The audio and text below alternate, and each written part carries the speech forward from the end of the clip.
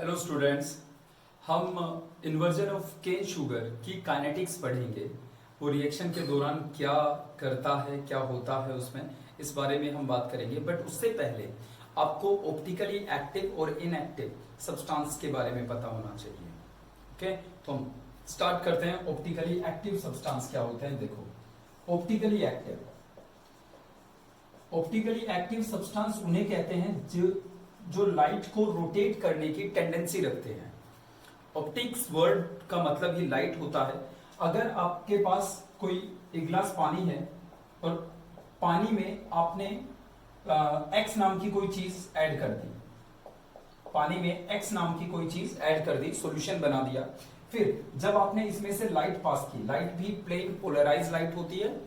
Okay, plane polarise light मतलब light हर एक direction में रोटेट करती हुई आती है। उसको पहले ऐसा किया जाता है कि वो एक ही प्लेन में मूव करे, राइट।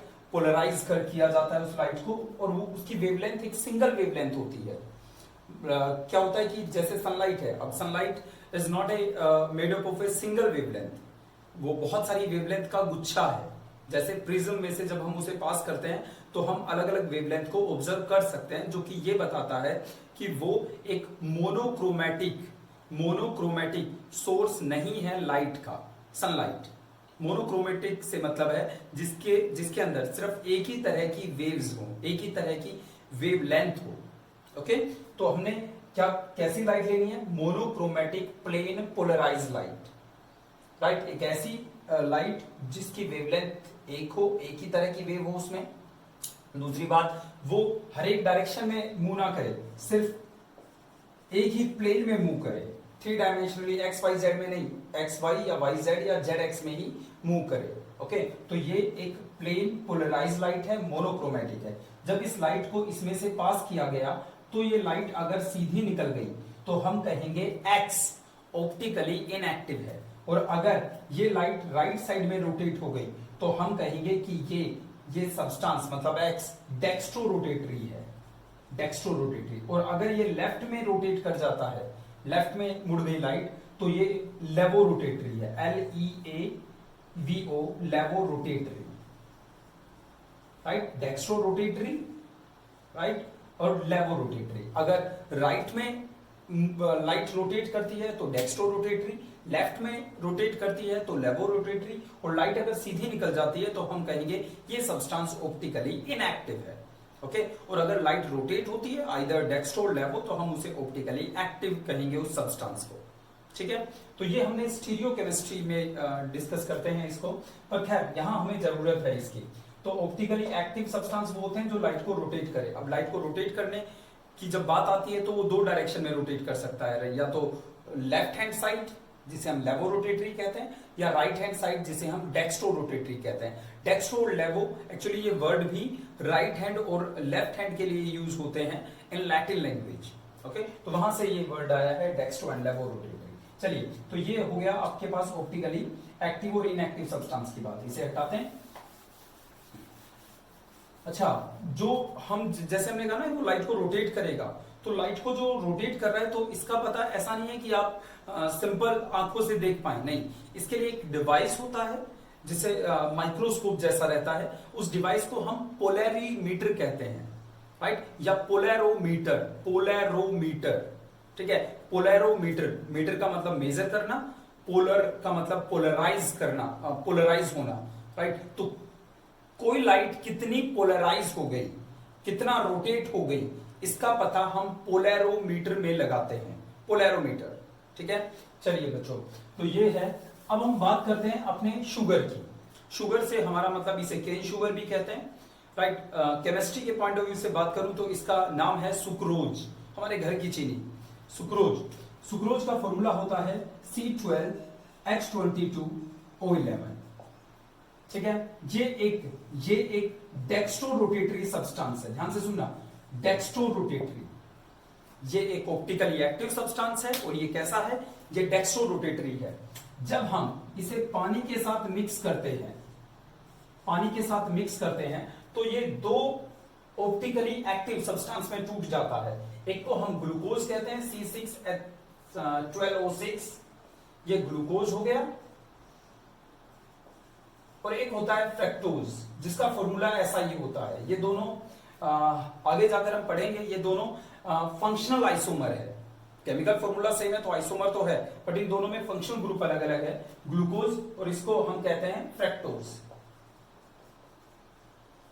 Fructose, okay. तो यहां तक आपने क्या समझा कि सुक्रोज जो कि हमारी घर की चीनी है, घर में जो हम चीनी यूज करते हैं वो डेक्स्ट्रो रोटेटरी होती है। जब उसे पानी में ऐड किया जाता है, पानी में मिक्स किया जाता है, तो वो ग्लूकोज और फ्रक्टोज में टूट जाता है, ठीक है, ओके।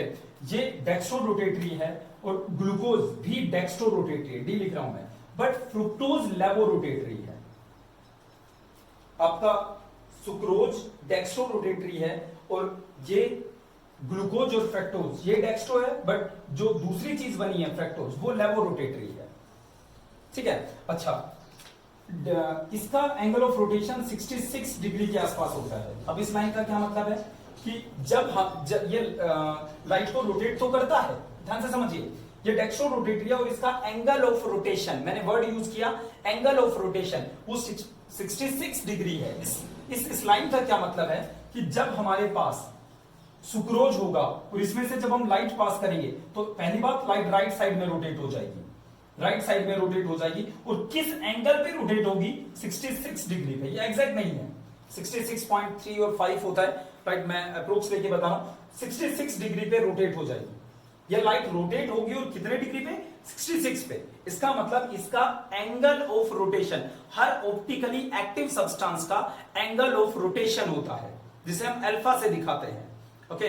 खैर, अभी इससे कोई फर्क नहीं पड़ता कि हमें इसे किससे दिखाते हैं, बट फिलहाल एंगल ऑफ रोटेशन 66 डिग्री है, किसका, सुक्रोज का, ओके। और जब ये ग्लूकोज और फ्रक्टोज में टूटता है, मतलब ये कुछ और बनता है, अब इनका एंगल ऑफ रोटेशन अलग है, राइट। अब ये 66 नहीं रहेगा क्योंकि ये कुछ और बन गया, ओके। तो अगर मैं फ्रक्टोज की बात करूं तो फ्रक्टोज का एंगल ऑफ रोटेशन होता है -92 डिग्री। ये माइनस ये दिखा रहा है कि ये लेवो रोटेटरी है, राइट, और ग्लूकोज का होता है 52.5 डिग्री। ये डेक्स्ट्रो है, प्लस लगा देता हूं मैं, ये माइनस, ये डेक्स्ट्रो रोटेटरी है, ओके। ये -92 डिग्री, ये राइट, ओके। अब दिमाग लगा के एक बात बताइए, थोड़ा सोचिए, अगर जो प्रोडक्ट हमें मिला है उसमें दो चीजें हैं, ग्लूकोज है और फ्रक्टोज है। अगर इस ग्लूकोज और फ्रक्टोज के सॉल्यूशन में से मैं लाइट पास करूं तो लाइट डेक्स्ट्रो मतलब राइट साइड में मुड़ेगी या लेफ्ट साइड में, मतलब ये सॉल्यूशन ग्लूकोज और फ्रक्टोज का डेक्स्ट्रो रोटेटरी होगा या लेवो रोटेटरी। सोचिए, आई होप आप अंदाजा लगा सकते हैं कि कुछ मॉलिक्यूल कहेंगे राइट में जाइए, कुछ मॉलिक्यूल कहेंगे लेफ्ट में जाइए, राइट, बट ये सीधा नहीं निकलेगा क्योंकि लेफ्ट कहने वाले या लेफ्ट में रोटेट करने वाला एंगल ज्यादा है। इस वजह से ये जो सॉल्यूशन हमें मिलेगा, ये जो प्रोडक्ट हमें मिलेगा ग्लूकोज प्लस फ्रक्टोज का, वो लेवो रोटेटरी होगा, राइट, लेवो रोटेटरी होगा, क्योंकि जो लेवो वाला सब्सटेंस है वो ज्यादा लाइट को रोटेट कर रहा है नेगेटिव में, लेफ्ट में, राइट। इसका रिजल्ट ये निकलेगा कि हमारा प्रोडक्ट लेवो रोटेटरी है। एक्चुअली वहां दो प्रोडक्ट है जिसमें से एक डेक्स्ट्रो एक लेवो है, बट लेवो का एंगल ऑफ रोटेशन ज्यादा है तो उसका असर ज्यादा दिखेगा, राइट। इससे होगा क्या कि हमारा प्रोडक्ट लेवो रोटेटरी बन जाएगा, ओके, राइट। तो यानी हम डेक्स्ट्रो रोटेटरी से स्टार्ट करके लेवो रोटेटरी पर पहुंच गए।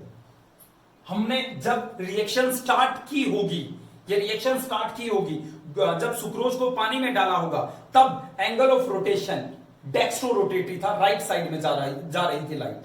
धीरे धीरे धीरे धीरे धीरे धीरे वो लेफ्ट में आने लगेगी। क्यों? क्योंकि वहां जो प्रोडक्ट बन रहा है, ओवरऑल मैं प्रोडक्ट की बात करूं तो वो लेवो रोटेटरी है, ठीक है, राइट। तो यहां से मैं कह सकता हूं कि मेरा डेक्स्ट्रो रिएक्टेंट लेवो प्रोडक्ट में बदल जाएगा। इसलिए हमने ये इन्वर्जन वर्ड यूज किया है। इन्वर्जन मतलब इन्वर्ट हो जाना, उल्टा हो जाना। Inversion of cane sugar, sugar का जो एंगल ऑफ रोटेशन है उसका चेंज हो जाना, डेक्स्ट्रो से लेवो हो जाना प्रोडक्ट बनने के बाद, ये इन्वर्जन कहलाता है, right. Sometime cane sugar, sucrose C12H22O11 is also known as invert sugar. इसे आपने ये वर्ड आगे जाकर देखोगे, इन्वर्ट शुगर के नाम से भी ये जाना जाता है क्योंकि इसका इन्वर्जन होता है। ठीक है, चलिए, तो ये तो बात थी इन्वर्जन वर्ड की।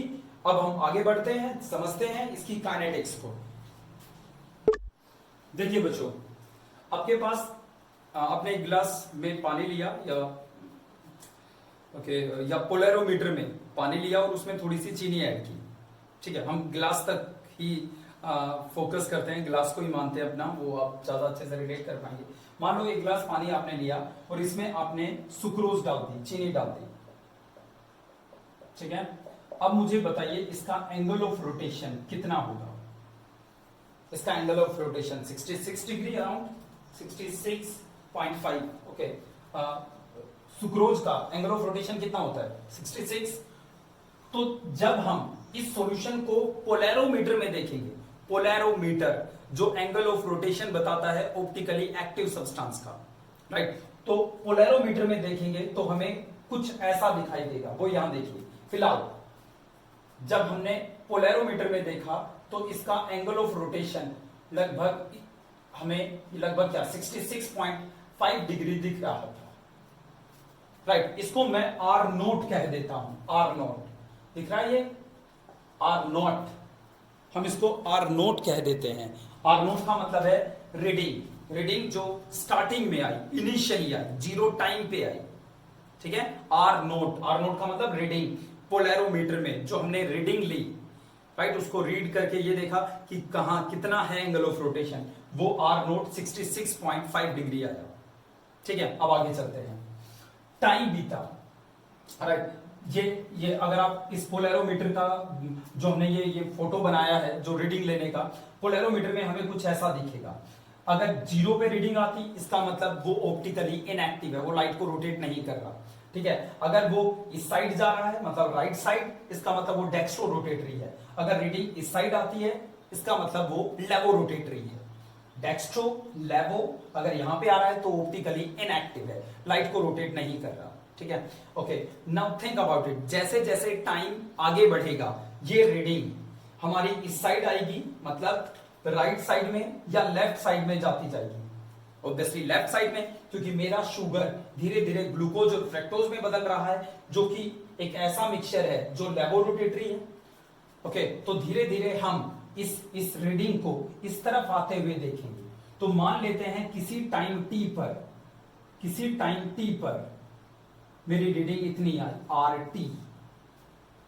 ठीक है, राइट, किसी टाइम टी पर reading R T I, T time पर reading R T. Initially reading कितनी थी, आर नोट। ओके, और जैसे जैसे टाइम बीतता जाएगा, जैसे जैसे ये रिएक्शन आगे बढ़ेगी,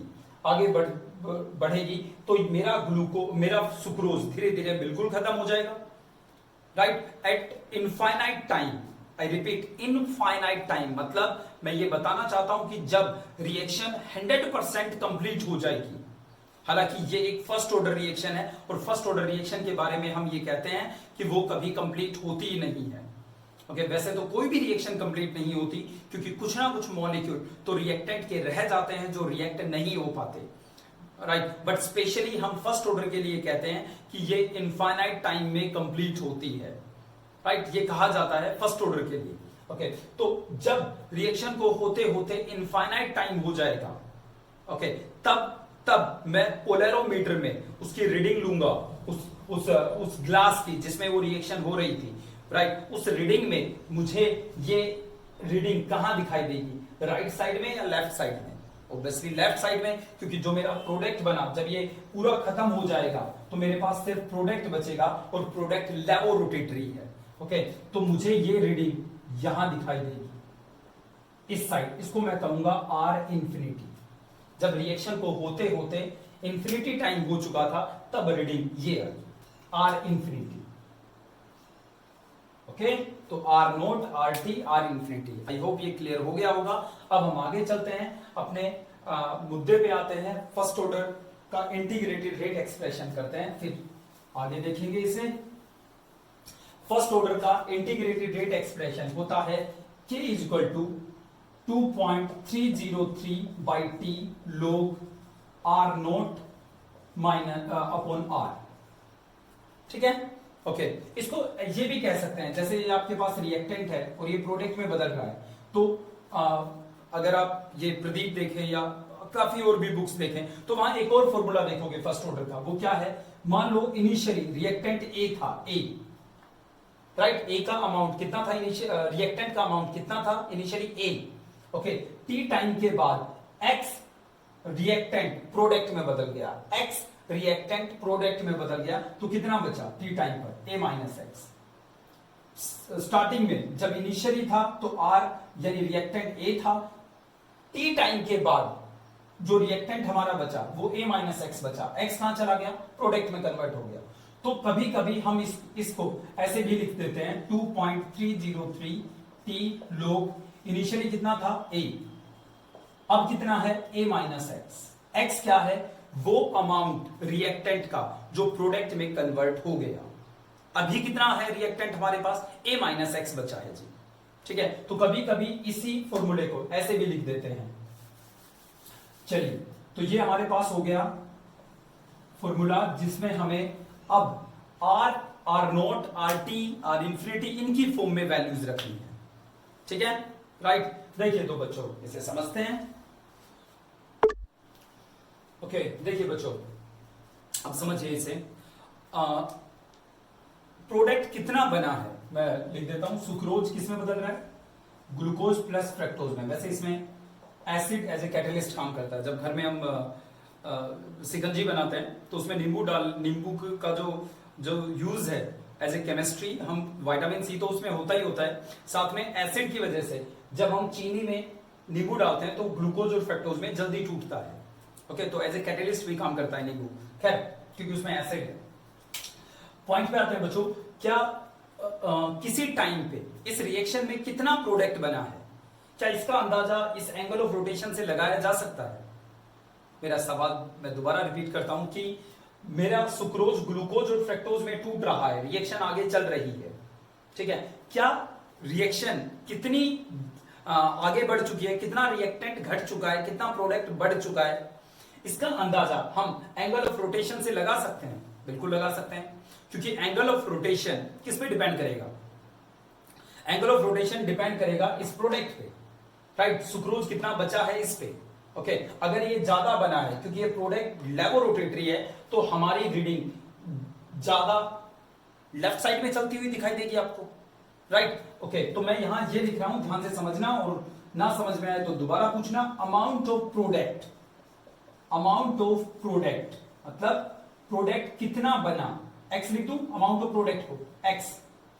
amount of product is directly proportional to angle of rotation, angle of rotation, यहां लिख रहा हूं angle of rotation, angle of rotation, right. Angle of rotation, amount of product यानी एक्स कितना बना, ये डायरेक्टली प्रोपोर्शनल है एंगल ऑफ रोटेशन। अगर ये रीडिंग आपको ज्यादा इस साइड आती हुई दिखी, इसका मतलब आती हुई मिली, रीडिंग में आपने देखा स्टार्टिंग में ये यहां था और यहां से ये यहां गया, राइट। अगर ये ज्यादा आया है इसका मतलब ज्यादा प्रोडक्ट बन चुका है।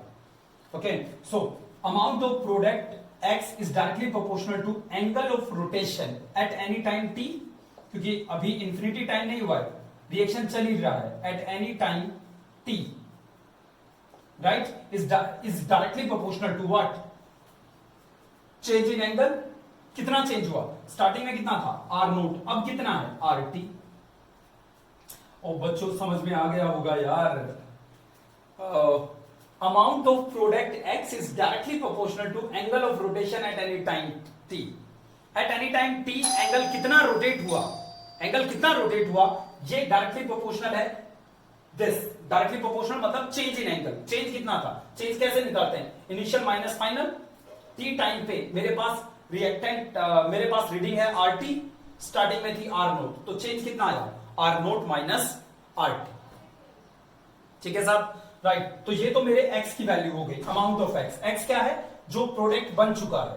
ओके, देखिए amount of product finally formed, finally formed. अब ये बहुत इंपॉर्टेंट लाइन है, amount of product finally form, finally infinite time के बाद कितना प्रोडक्ट बना, ये किस पे डिपेंड करेगा, is directly proportional to amount of reactant, amount of reactant. ये इंपॉर्टेंट लाइन है बच्चों और कंफ्यूज भी करती है। Amount of product finally formed, मतलब फाइनली जब इनफाइनाइट टाइम हो गया है तब जो प्रोडक्ट बना है वो किस पे डिपेंड करेगा, amount of reactant taken initially. भाई आपने इनिशियली अगर ज्यादा अमाउंट लिया होगा रिएक्टेंट का तो ज्यादा प्रोडक्ट बनेगा।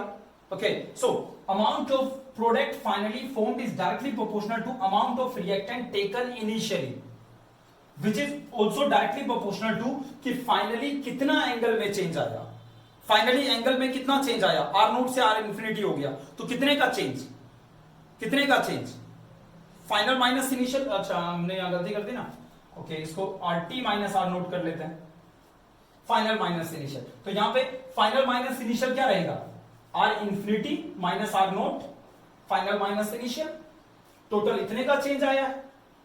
ओके, और टोटल इतने का चेंज हमें यह बताएगा कि टोटल कितना रिएक्टेंट हम लेके चले थे इनिशियली। ओके राइट, और इनिशियली जो हम लेके चले थे हमने उसको ए से डिनोट किया, ए से, इस फॉर्मूले के हिसाब से। ए क्या है, इनिशियली इतना था, इनिशियली इतना था, कैसे पता लगा, टोटल जी इतना चेंज आया पोलैरोमीटर में, उस रीडिंग में, उस डिवाइस में, राइट, जिसको हम यहां सिर्फ विजुअलाइज कर रहे हैं, इमेजिन कर रहे हैं, राइट। रियलिटी में वो लैब में जाकर ही आप कभी देख पाएंगे, बट फिलहाल हम इसको इमेजिन करके तब चल रहे हैं। तो इनिशियली जो रीडिंग आई वो डायरेक्टली प्रोपोर्शनल थी टोटल जो चेंज आया। टी टाइम पे जो रीडिंग आई, या टी टाइम पे जो रीडिंग आई वो ये दिखा रही थी कि टी टाइम पे कितना प्रोडक्ट बन चुका है। ओके, सो टी टाइम पे जो चेंज था वो R T minus R naught था, जो कि अमाउंट को दिखा रहा था, एक्स को, राइट। फाइनली जो आया वो इस पे डिपेंड करता है कि इनिशियली कितना लेके चले थे, R naught minus R infinity. तो x की वैल्यू आ गई R T minus R naught, A की वैल्यू आ गई R naught minus R infinity minus R naught. Okay बच्चों, तो x की आ गई directly proportional to R T minus R naught, R infinity minus R naught. Okay, sometime you can also see here R naught minus R T लिखा हुआ है, मतलब are naught minus R T क्यों लिखता है, क्योंकि जो आर टी रहेगा, टी टाइम पे जो रीडिंग रहेगी या इंफिनिटी टाइम पे जो रीडिंग रहेगी, यहां से देख लो, यहां से समझ में आ जाएगा, इंफिनिटी पे वो नेगेटिव में रहेगी क्योंकि वो फाइनली तो लेवोरोटेटरी बन जाएगा।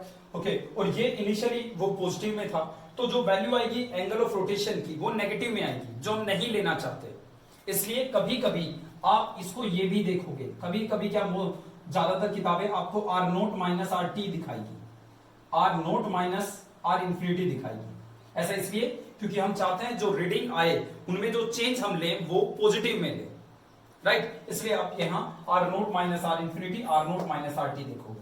खैर, हमें ए चाहिए जो हमें मिल गया, ए माइनस एक्स चाहिए, A minus x, A minus x किसके डायरेक्टली प्रोपोर्शनल होगा, ए की वैल्यू है R naught minus R infinity minus x की वैल्यू है R naught plus R T. Right, कुछ गड़बड़ तो नहीं हुई है, नहीं, आर नोट, राइट। तो यहां से मेरी वैल्यू आ गई is directly proportional to R T minus R infinity, इससे ये वैल्यू भी पॉजिटिव रहेगी, R T minus R infinity. Okay, तो ए माइनस एक्स इसके इक्वल आ गया, ये वैल्यू यहां रख दो, that's it. K is equal to 2.303 by T log initially कितना जो अमाउंट था वो किस पे, R T minus R infinity upon A minus x, okay sorry R naught minus R infinity, A minus X R T minus R infinity. ये पूरा खेल था इन्वर्जन ऑफ केन शुगर के काइनेटिक्स का। ये फर्स्ट ऑर्डर रिएक्शन है और इसका इंटीग्रेटेड रेट एक्सप्रेशन कुछ ऐसा दिखेगा हमें। वो जो नेक्स्ट है ये हम पहले भी कर चुके हैं वैसे इक्वेशन, कोई ए प्लस रिएजेंट, रिएजेंट मतलब कोई दूसरा रिएक्टेंट था जिससे हमें प्रोडक्ट मिल रहा है, बी प्लस रिएजेंट हमें प्रोडक्ट मिल रहा है। ये कहता है if only 50% of we will have been reacted when 90% has been reacted is. इस क्वेश्चन में थोड़ा सा शायद ये मिसप्रिंट है या पता नहीं वो लैंग्वेज में गलती हो गई। वो एक्चुअली क्वेश्चन ये है कि इसका जो T 50% है इसके T 94% के इक्वल है, इसका T 50% इसके T 94% के इक्वल है, दोनों रिएक्शन फर्स्ट ऑर्डर है। तो बताओ इनके K1 और K2 का रेशियो क्या होगा। इसका रेट कांस्टेंट K1 बता रहा है, इसका रेट कांस्टेंट K2, ठीक है, ये है।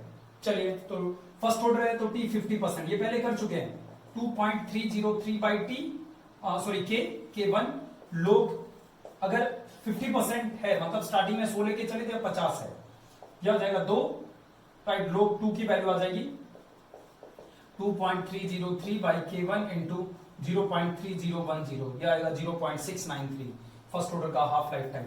खैर T 94%, सिमिलरली दूसरे के लिए बात करें 2.303 बाई K2 लोग 100 लेके चले थे, 94% खत्म हो गया, मतलब 6 ही बचा है।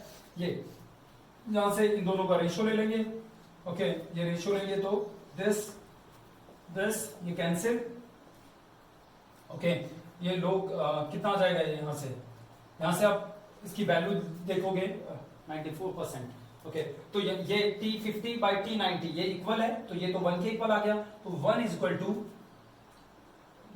टू K2 ऊपर चला जाएगा, K2 बाई K1 यहां पे आ जाएगा 0.3010, लोग 100 माइनस लोग 6 यानी लोग 2 माइनस 60.4, तो यहां से आप इसे सोल्व करके देख सकते हैं, ये है इक्वेशन एक्चुअली, ओके, तो यहां से आपका 4 पॉइंट समथिंग के आसपास आंसर आया था, ये पहले कर चुके हैं, पहले वीडियो बन चुकी है इसकी।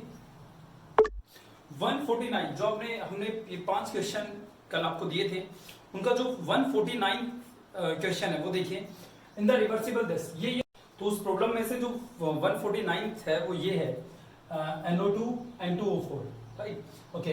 खैर ये कहता है कि हमें ये बताओ कि ये किस स्पीड से कम हो रहा है, इसके कम होने की स्पीड बताइए, राइट। तो यहाँ दो चीजें मैटर करती है, एक तो ये कि ये कम हो रहा है, दूसरा ये कि ये बढ़ भी रहा है, ओके। तो अगर आपसे कोई पूछे कि इसके कम होने की स्पीड बताइए, इसके कम होने की स्पीड बताइए, तो सबसे पहले आप ये देखेंगे कि ये किस स्पीड से कम हो रहा है, ओके। दूसरा ये बढ़ भी रहा है, तो दूसरा हम ये देखेंगे कि किस स्पीड से बढ़ रहा है, राइट।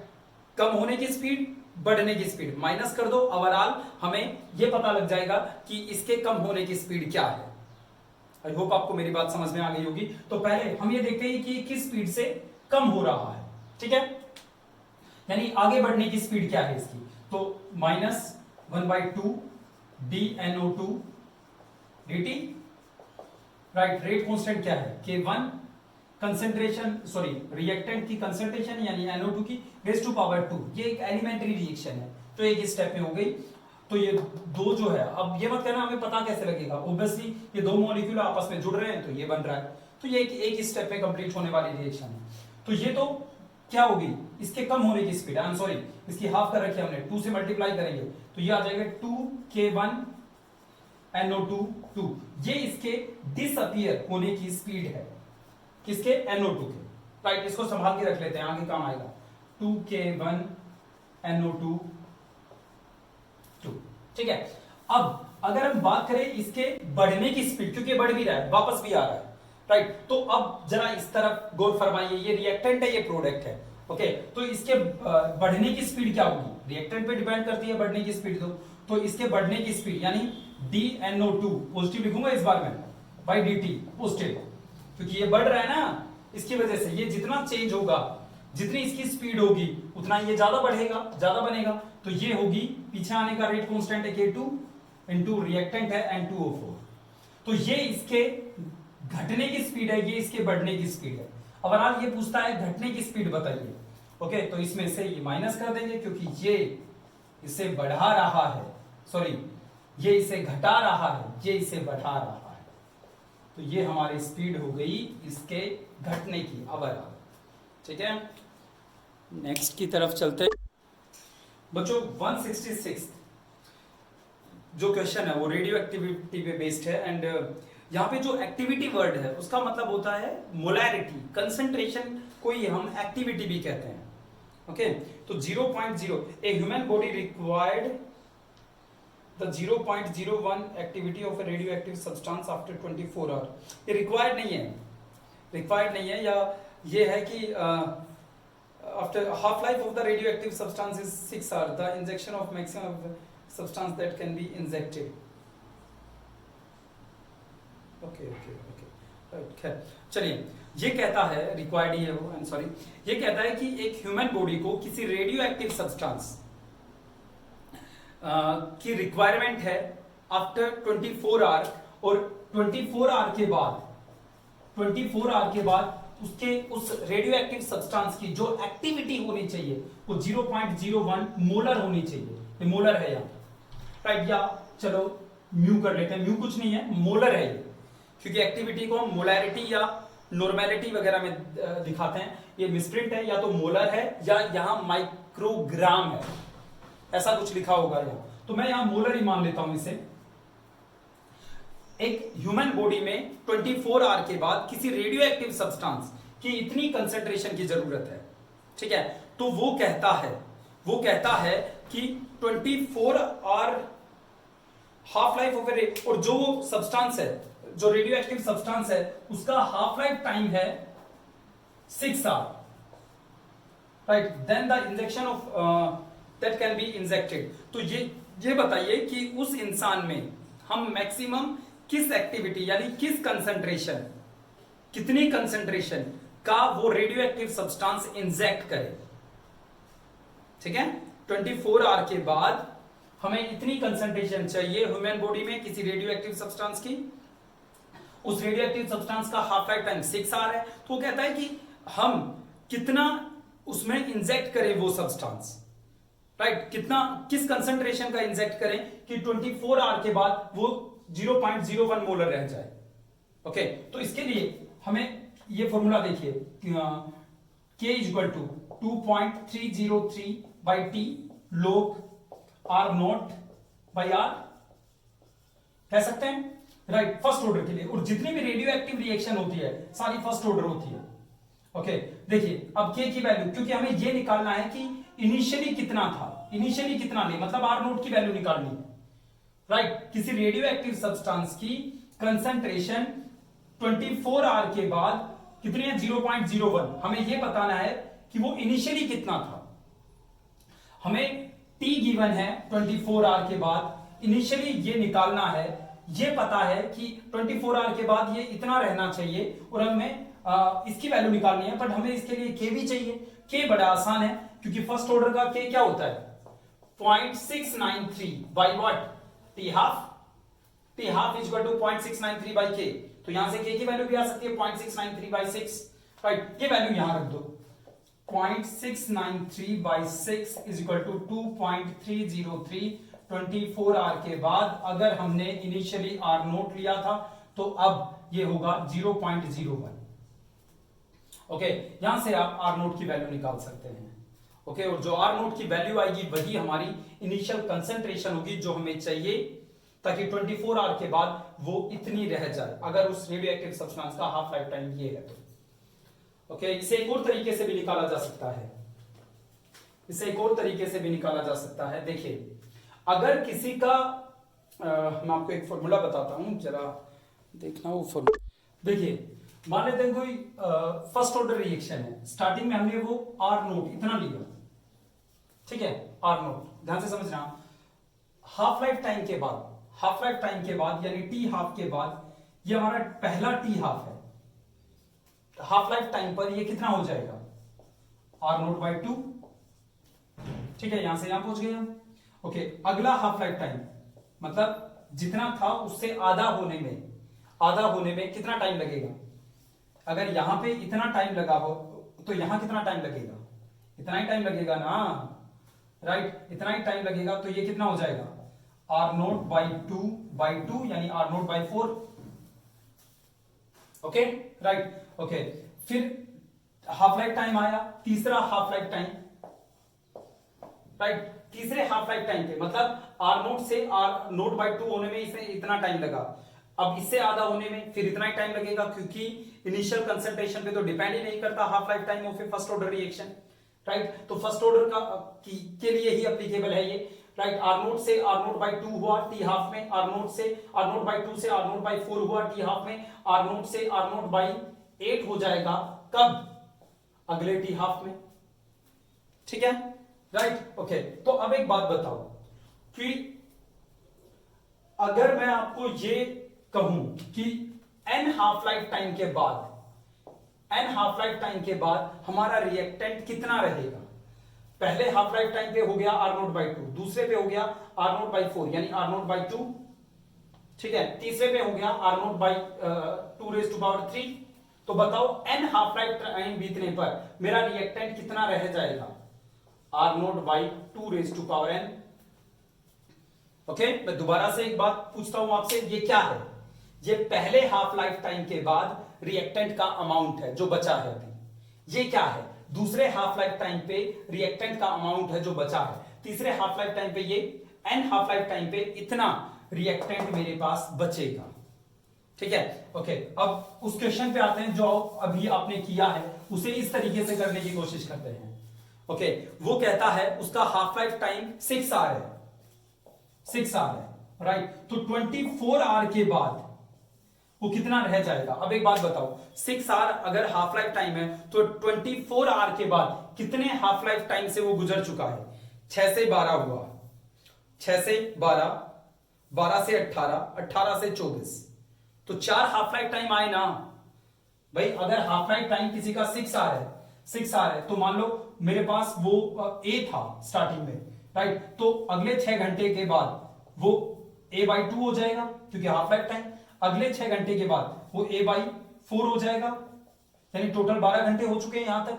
अगले 6 घंटे के बाद वो कितना हो जाएगा? A/8। कितने आर हो चुके हैं? 6 यहां हुए, यहां 12, यहां 18। अगले 6 घंटे के बाद A/16, 6 आर। टोटल कितना टाइम हो चुका है? पहले 6 घंटे में इतना हुआ, अगले 6 घंटे में इतना, अगले 6 घंटे में इतना, अगले 6 घंटे में इतना, यानी 4 हाफ लाइफ टाइम से वो गुजर चुका है ना, राइट। तो अगर 4 हाफ लाइफ टाइम के बाद कितना बचा है? 0.01, राइट। तो इनिशियली कितना था वो? इनिशियली कितना था? हमें A कितना था इनिशियली, यही हमें निकालना है। अपॉन कितने हाफ लाइफ टाइम से वो गुजर चुका है? 4 से। तो ये आंसर होगा। समझ में नहीं आया? 0.01 क्या था? 24 आवर के बाद वो इतना है, राइट। इनिशियली मान लेते हैं वो इतना है, राइट। और अगर उसका हाफ लाइफ टाइम 6 आवर है, इसका मतलब वो 4 हाफ लाइफ टाइम से गुजर चुका होगा 24 घंटे बाद। तो इसका मतलब A इनिशियली वो इतना होगा 0.16 होगा वो। Hydrolysis of ester in basic medium second order होता है। इसके लिए हमें उसका मैकेनिज्म जब देखेंगे तो पता लगेगा। उसके जो स्लोवेस्ट स्टेप है उसमें 2 मॉलिक्यूल इन्वॉल्व होते हैं, वो काफी स्टेप्स में जाकर वो रिएक्शन कंप्लीट होती है। इसके बारे में हम आगे देखेंगे। फिलहाल आपको, या मैं आपके पास मैकेनिज्म भेजता हूं अभी, आप स्लो स्टेप को देखकर बता सकते हैं। एल्कलाइन मीडियम में एस्टर का हाइड्रोलिसिस सेकेंड ऑर्डर होता है। ओके, मैकेनिज्म मैं अभी भेज रहा हूं, यहां दिखाने की जरूरत नहीं है।